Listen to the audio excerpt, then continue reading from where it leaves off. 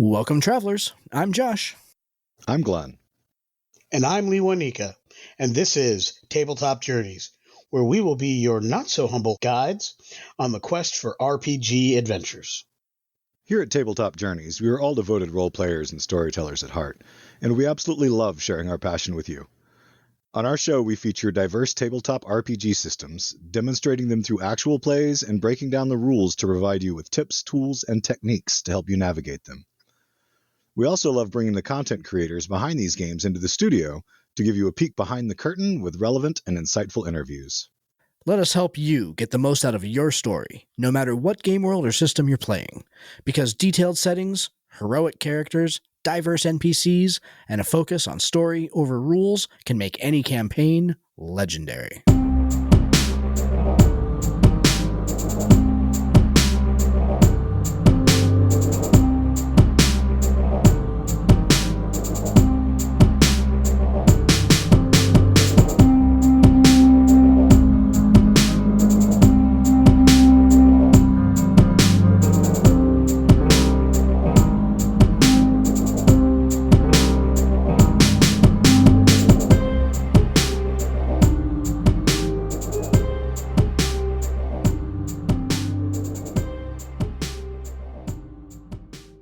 Now, here's a message from friends of the show.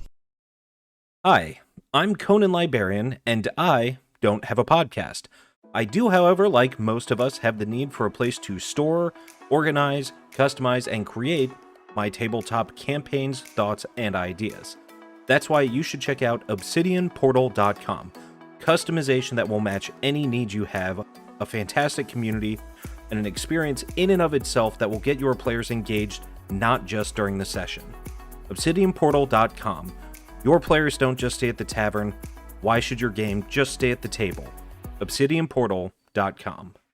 Welcome, everybody, to today's episode. Really excited to go ahead and start our next series of shows with a friend that we happened to meet back at a Catacon this past fall, which is really great. But before we go ahead and introduce them, Mr. Miller, Mr. Myers, good evening. How are you this fine Tuesday evening?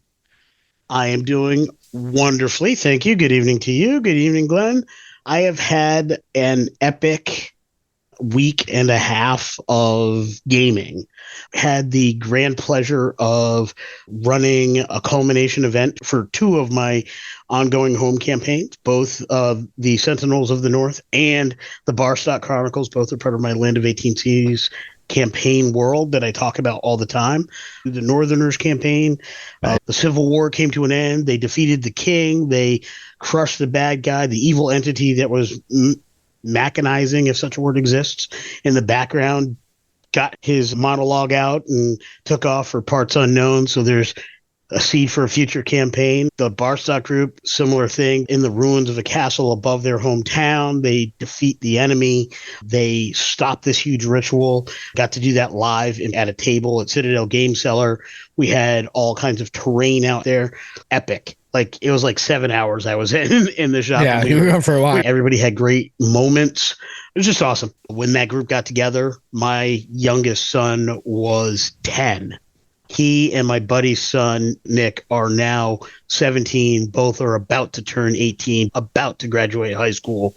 And this game has been part of their lives for all of that. And that's just pretty amazing to me. The other one I took from an online convention, just people like signed up for a table I was running, have become wonderful friends. And we've just had a grand time. And can't beat it. This is just why we do the thing. Yeah. How about you, Glenn? How are things down in, you're still in Virginia Beach, right?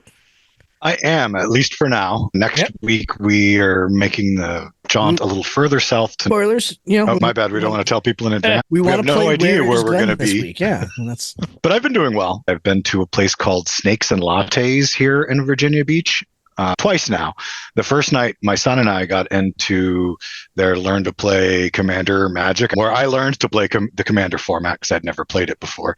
He already knew how. And we had a great time together. But I went back there with my wife and my sister-in-law just for general gameplay because they have a membership. But if you're somebody who just comes in for the one night, they have a $6 base fee per person that gives you unlimited access to every game on their giant wall of try this until they close. Nice. And it's got a system with little color stickers telling you green, yellow, and red for easy to learn and quick to play moderate to complex, because it's got everything from games like categories to full-on strategy games. Yeah. But we went through and tried a whole bunch of new games that were so much fun. My favorite of which is a game called The Night Cage. Have any of you heard of it? No. Tell me more. So this is a cooperative 4-person game, and it was fantastic. It's got effectively a grid like a checkerboard, and you start out on a square, and you only have a candle, so it illuminates your square and the squares that you have passages opening to on these randomly, like if you're making a random dungeon out of tiles, and it's constantly shifting. So every time you take a step, the spaces outside of your circle of candlelight go out. Oh, no. And if you were to step back in the same direction, it would be a different tile that was picked, right? Oh, that's cool. And there's only so many tiles in the game. You have to cooperatively make it through this ever-evolving maze. Each of you has to have a key, and there's 5 keys. And then all of you have to be on the same gate, and there are 4 gates, in order to win. But each time you step on a gate that you don't have keys for, and then step away from it, it disappears and never comes back. Oh, no. So you can actually watch the game play out and know you can't win anymore and call it at that point because you've lost your last gate, or if you run out of tiles. And then there's wax monsters that'll attack if you move, and they put out your candle, and there's a whole different set of mechanics for when you're in the dark. Oh. And now the only tile is the one you're standing on.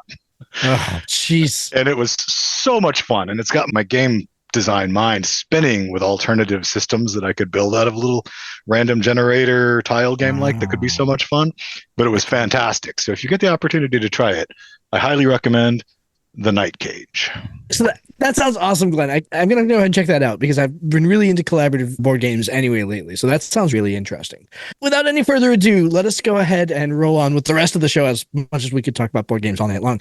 We want to introduce everybody out there to a friend that we met at a Catacon this past year, spent a bunch of time with, had a lot of fun with, Spencer from BudStuff Games. Welcome to Tabletop Journeys. It's nice to see you again, man.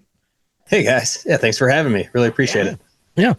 So we are going to be talking tonight, and for the next few weeks here on the show, we're going to be featuring the game that you've got coming to Kickstarter very soon, We Can Be Heroes. So give us the elevator pitch. So what is We Can Be Heroes? Let's start with kind of the top level question.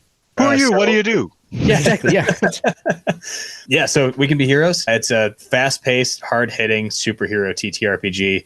We wanted it to be fun, explosive, accessible. It's been a blast to develop and try to stay on task of, all right, let's make this just fast, fun, and explosive. Those are the 3 words we live by for We Can Be Heroes.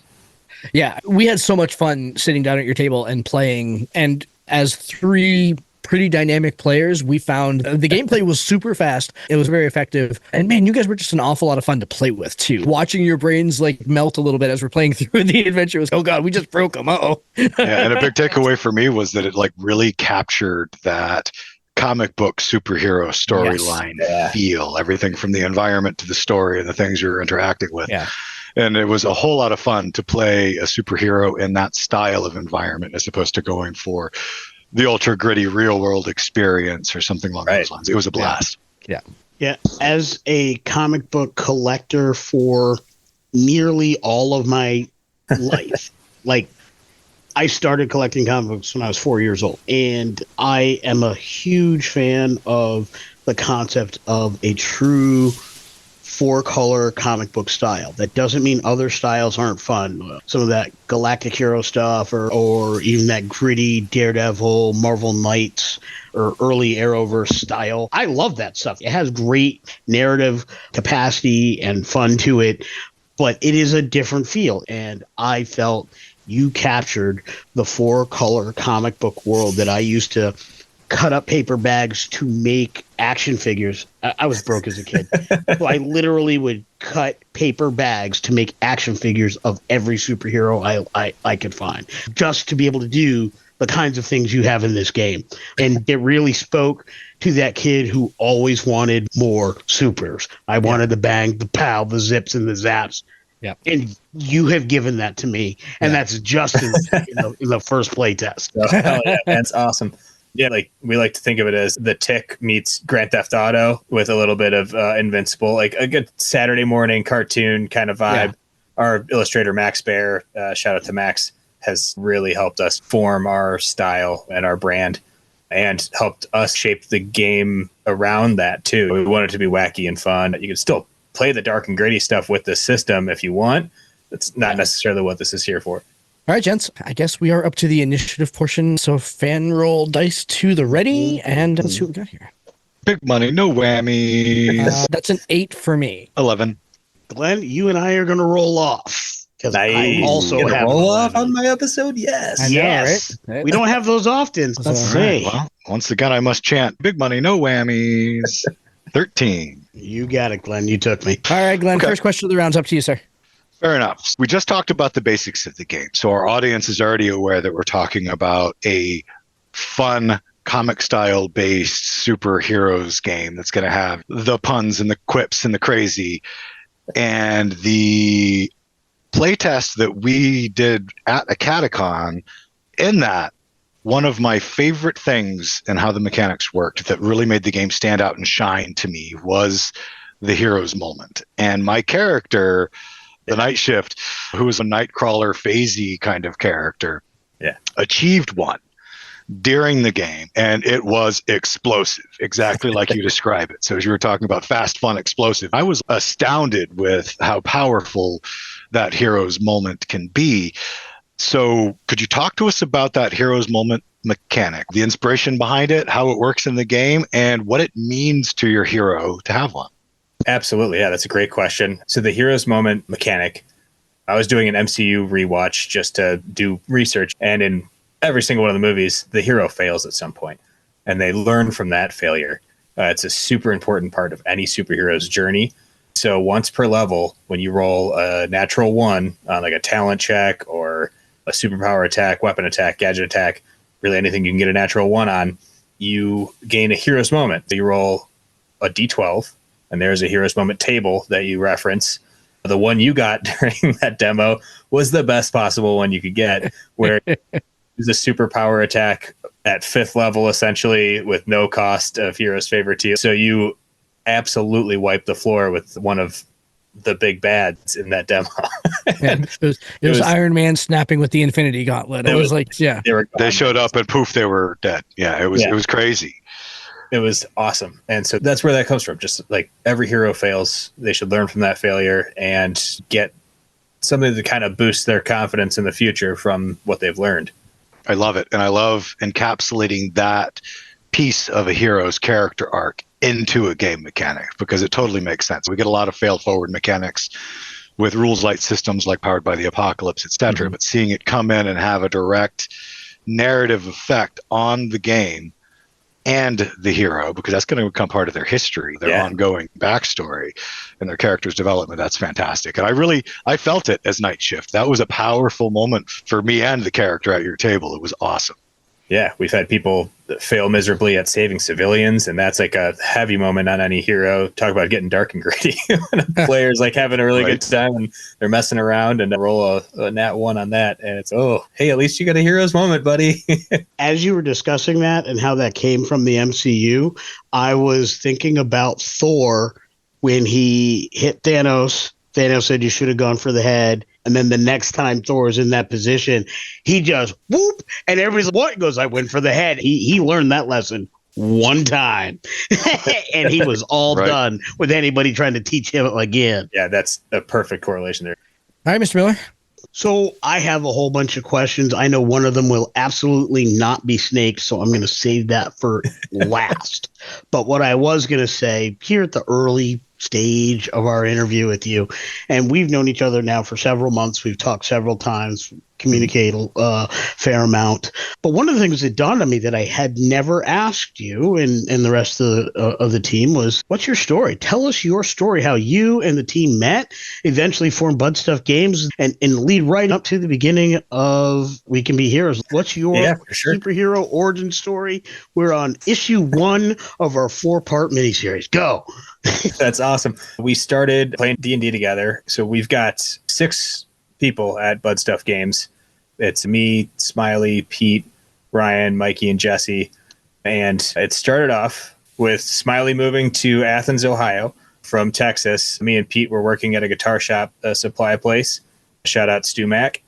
And Smiley's just like, hey, have you guys ever played D&D? We're like, no, but I've definitely always wanted to. So he talked us into it. We had people over at my house. That turned into an absolutely like a weekly thing. We fell in love with it.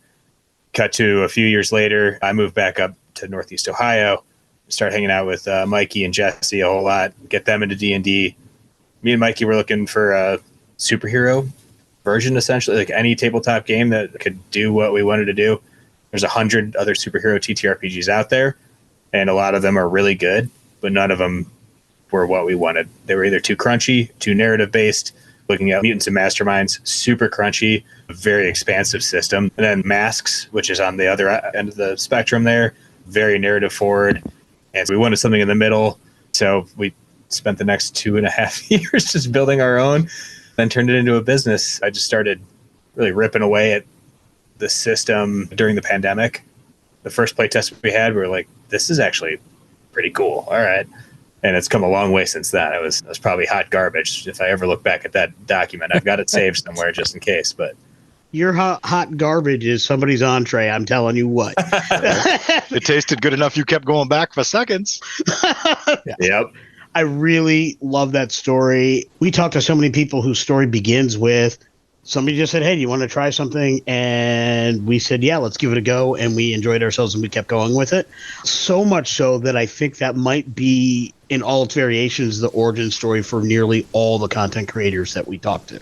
I'm sure. And I think there's something very powerful. It is why I think so many of us as content creators truly connect. Even if we're creating very different things or whatever, the willingness to say, that's new is interesting, I want more, is really the hallmark of what I look for in people and friends, collaborators, coworkers, and it's awesome. I love that story. That seems to be how those of us in this business end up around the people we're around, and I love hearing those stories. It really fuels the fires that I have about what we do.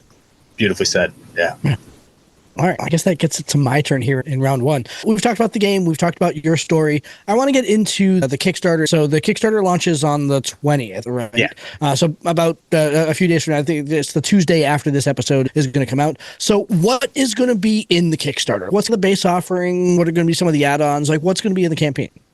Yeah, absolutely. We wanted it to be simple. This is our first Kickstarter that we're running.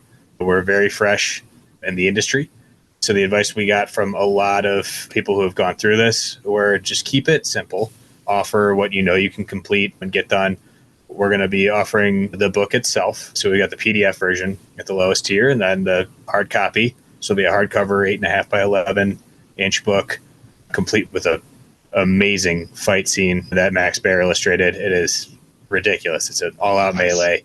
And then the higher tiers are going to be a mix of digital rewards. We're going to have a coloring book featuring the black and whites of the superheroes that Max Baer has drawn.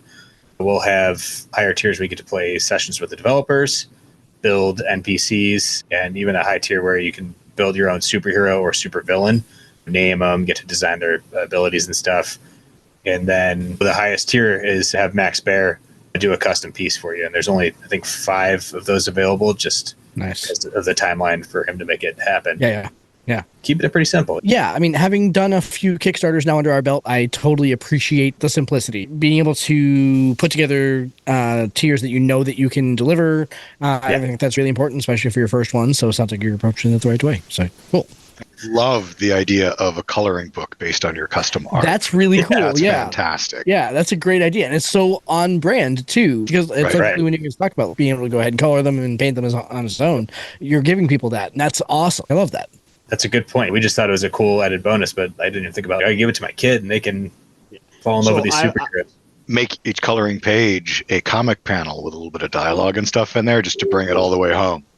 That'd be cool. All right. Yeah. I mean, I can see myself going to go to my local store and pick up some Crayola markers because that's what I used to use. I just love that they were just wide enough. They had great hand feel and the way that the color kind of spread out and the smell and get that little bit on your fingers. See, I'd Definitely. probably wind up turning it over to the wife because she does a whole lot of coloring as an adult. It's one of the things she does for her sanity, and even has like a coloring Instagram and stuff. So, Oh, that's awesome. I'm not sure if I could stay in the lines myself. If I Did I give the impression that anything I did stayed in the lines? That's why I was cutting them out of paper, because I colored it first and then I cut and it looked like it stayed in the lines because I cut everything that wasn't. Here at Tabletop Journeys, we've leveled up our game and we're prepared to make your next roll legendary. We've just started a partnership with Fanroll Dice, and they have over 300 product options to choose from. Gemstone, metal, new liquid core dice, and so much more. Better yet, listeners to the Tabletop Journeys podcast can get 10% off on their orders when they follow the link below and use discount code PODCAST10. A portion of these purchases come back to us, and this is a great way for you to help support the show.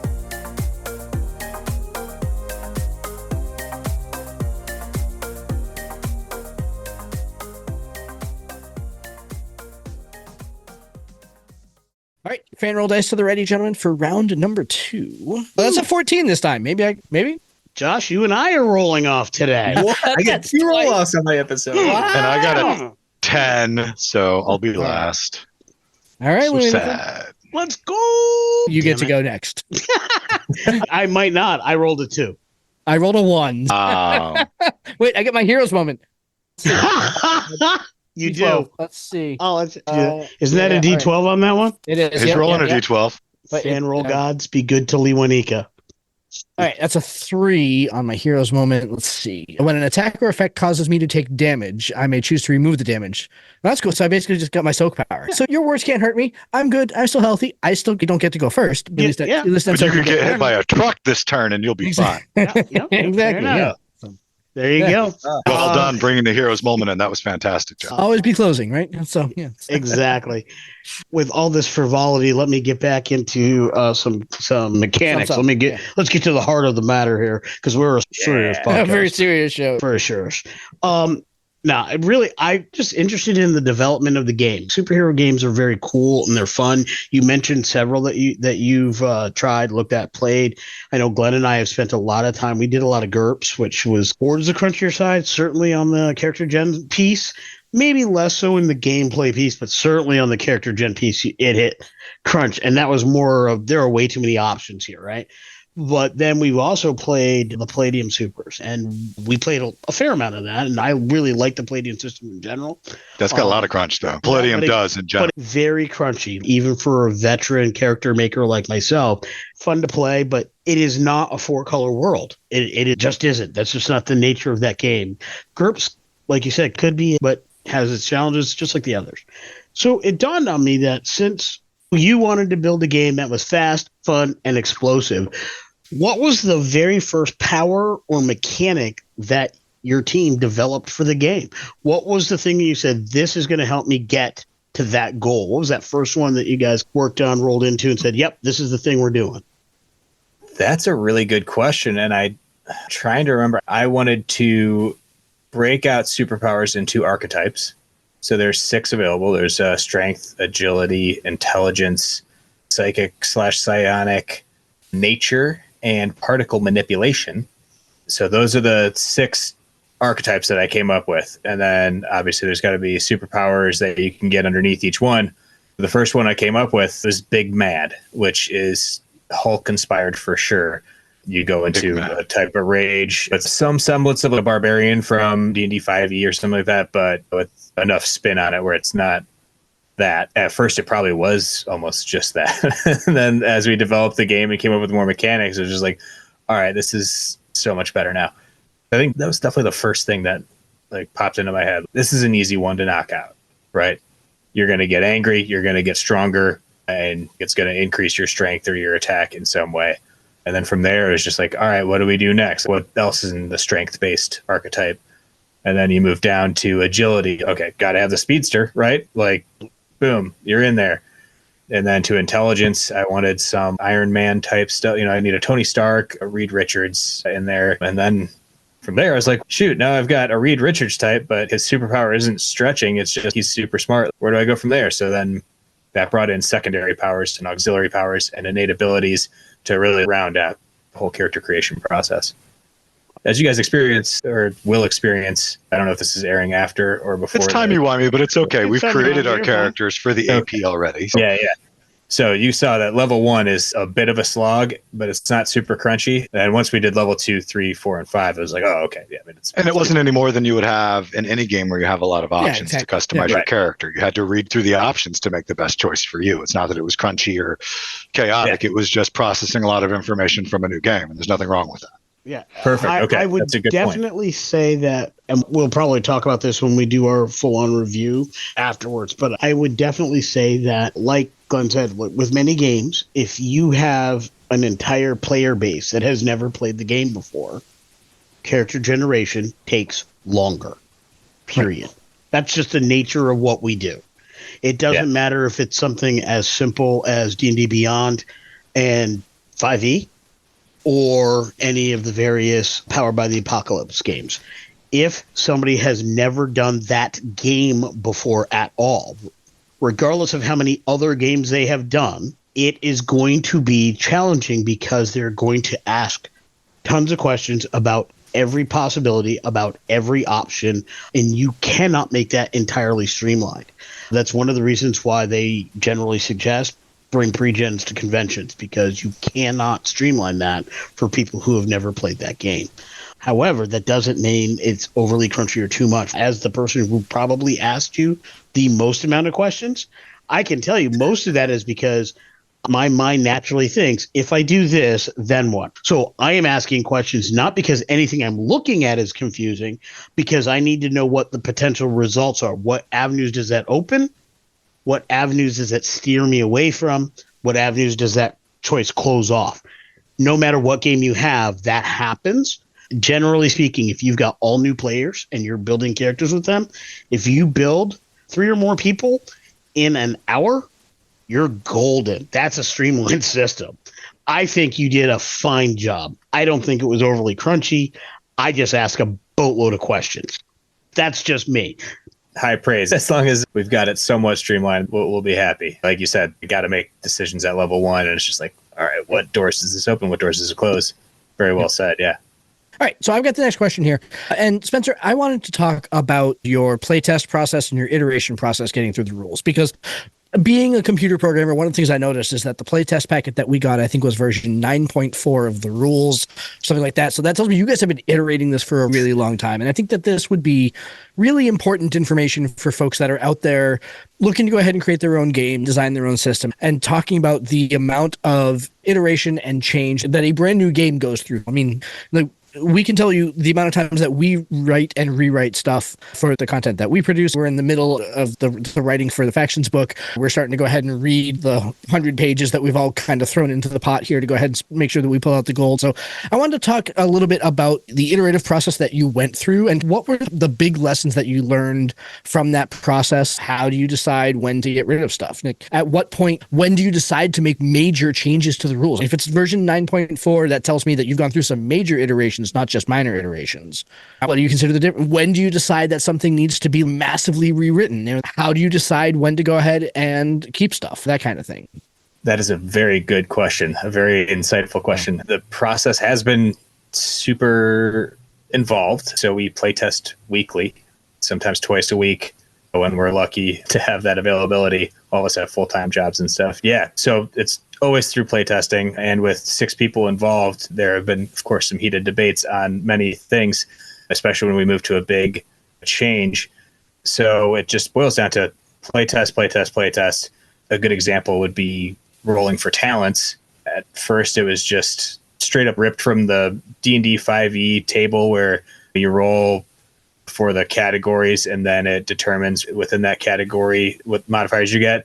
And that was just so restrictive to building a superhero. So we decided to reverse it. That was like a major change that we had a lot of debate over. And then that's like, all right, so that is version 5.8. We're going to 6 now. That's a major change. Superpower is always hitting. Another major change. And that is something that wasn't there from the conception of the game. It was just a roll to attack. but you're spending Hero's Favor, which is a limited precious resource. It's like, well, this sucks. I just whiffed on that, and I spent one of my 3 Hero's Favor for the day. So we came up with, all right, well, it's a big swing, but you're going to get a chunk of it somehow, some way. Even if it's not great, it's still doing something. Yeah.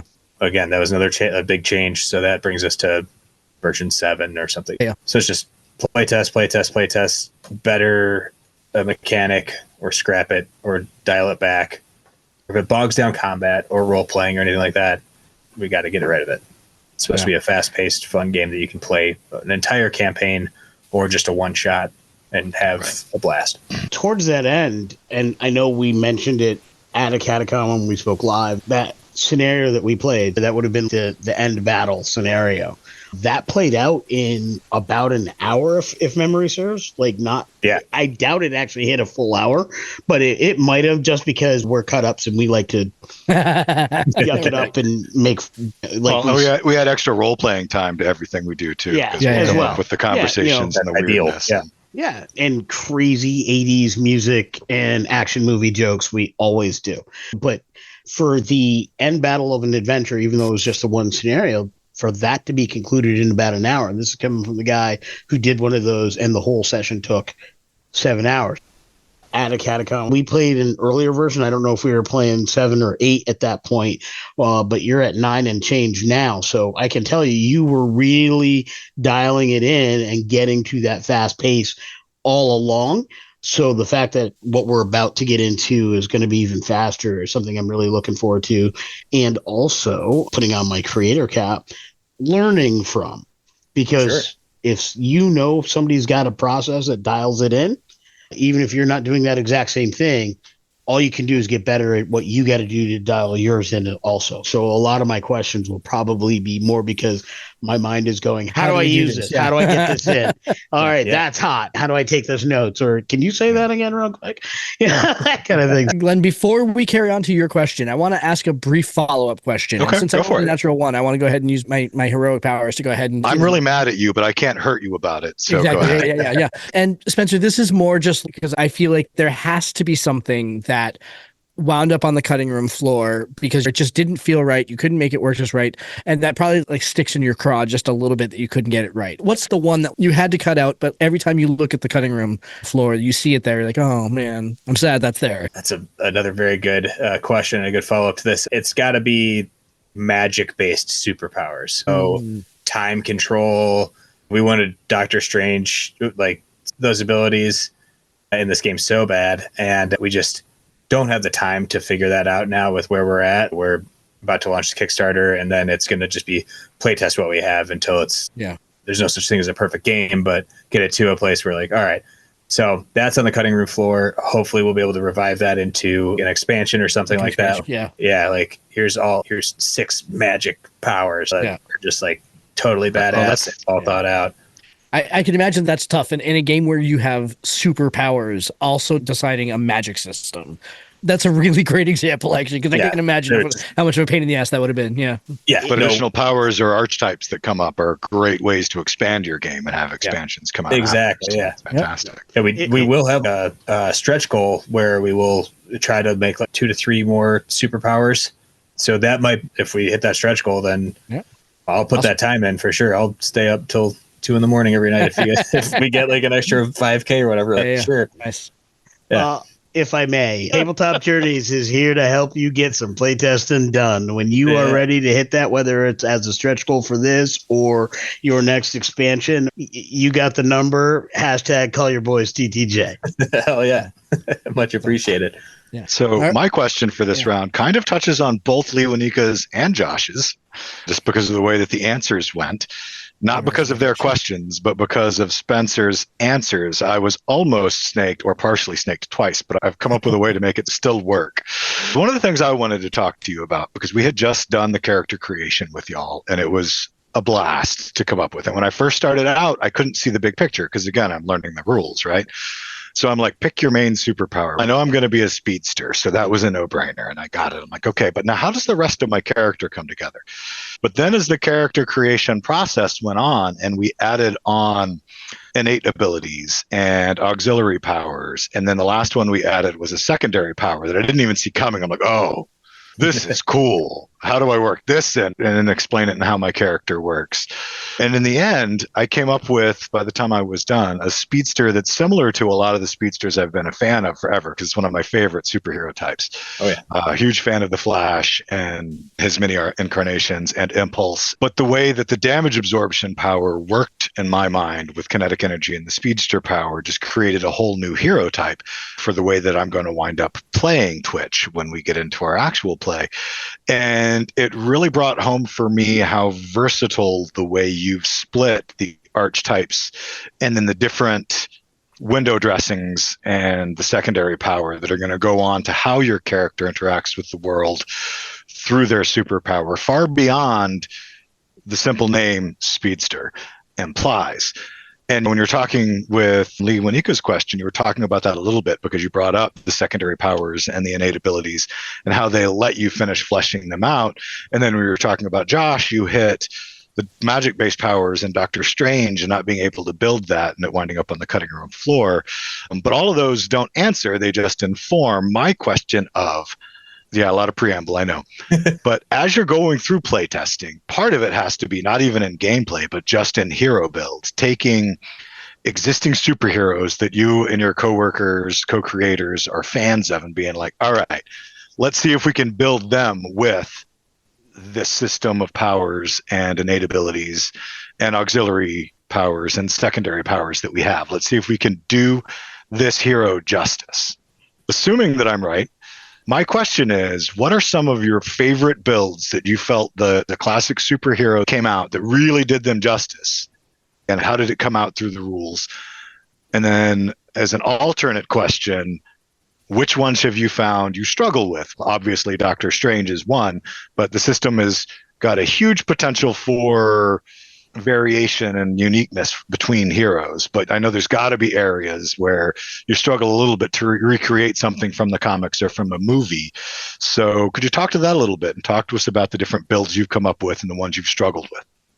Absolutely. So I'll start by saying I was a little hard-headed when we started creating this game, where I was like, I don't want to make a game where people can make superheroes they already know. And then luckily I was talked into that's a dumb idea. Because people are going to want to create their favorite superheroes in a superhero TTRPG. At least a variant. Yeah, or at least a variant, yeah. We spent a good while building some cool versions of our favorite heroes. One of my favorites was Thor, and then Batman was probably my favorite. I chose the Terrifying Charge. Yeah. One of my favorite superheroes of all time. Oh, my gosh. Yeah, so I chose the Terrifying Charge superpower, which is in agility, because he's not super strong. He's pretty intelligent, so I made sure that his intelligence talents were all pretty high. And then I gave him some extra combat boosts and a analysis boost through aux powers. And then secondary power, I think, was Stealth Specialist. So that was really fun to build Batman. He's top 3 favorite superhero of mine for sure. And then Thor was really fun. It's hard to get super strength built in when you want flight too, because exceptional strength and flight are both secondary powers. You only get one throughout your build. So it's like, all right, how do we make that work? We created a weight class and size class table with a certain muscle score. You're able to lift this much. You still get pretty exceptional strength. Then that exceptional strength secondary power is just, oh yeah, I can lift the card, no problem. There's some challenges building classic heroes that I love. Martian Manhunter is a good example of somebody you just can't build in this game, and that might be a detriment to our system, but no game's perfect. Or an opportunity for a future expansion. Or an opportunity for a future expansion, yeah. But that's a hero that can just do so much. You're just like... Right. Well, I would imagine Superman would be tough, too, because you got flight, stronger than anyone in the world, and invulnerable. Yep, exactly. So that kind of brings to the point to this game is more of you start off as a street-level hero, and then you do eventually, at level 20, you're a demigod for sure. You're able to change the fabric of reality with some of the powers. It's pretty wild. Right. But yeah, Batman and Thor, 2 of my favorites that I've made so far. 2 things I wanted to say at this moment. One, I've once again been snaked by our guest answering a question that Glenn has asked. Fortunately, I do have a backup. That one question I know nobody will snake. But I think it is a true statement in almost every single Supers game I've ever played except GURPS. It is impossible to build Superman or one of those quote unquote Omega level X-Men type characters. And the only reason why it's even possible in GURPS is because GURPS is a point-based system. So you can simply say, build whatever you want with 1,000 points. So you can do that. But if you're playing a 1,000-point game, everybody gets that. You can build the Silver Surfer. You can build Galactus, whatever. You just decide how many points you want. For Warhammer 40K fans, you can build the Invincible Army if you have 4 million points and your opponents only have 20. Yes, that's the way that works. In any kind of game that is not about a point build, you can't build certain things. And I think anybody who's truly into or been playing supers, they get that. That's just the way that is. I imagine an expansion where you could say, okay, let's play Kryptonians. You could have one, and then the conceit is don't play these with those. and then you just have that, and then you can allow for all that craziness. Yeah, there's got to be a challenge, right? If you're Superman, he's rarely challenged unless the writers come up with some reason why he's being challenged. The challenge for Superman is always how something is impacting those around him, because he will always survive. Is he able to exert his will, have a good family life, do these other things? It's why Superman and Lois is such a great show, because they actually show that. It ain't about fantastic you show. Can stop him. It is about how's he doing that and still being a dad. All right, we've got through our 2 rounds of questions. I think we're probably just about at time. But Leonika, you seem to imply that maybe you've got like a burning question. So why don't you ask our Patreon exclusive question this evening? So for our normal listeners, we're going to step aside to go ahead and do our Patreon exclusive question with Spencer here. And if you are interested in learning about that, please go check out www.patreon.com/ttjourneys to figure out how to get in on the Patreon exclusive content and all the other awesome benefits that we offer to our Patreons, including our monthly Patreon games.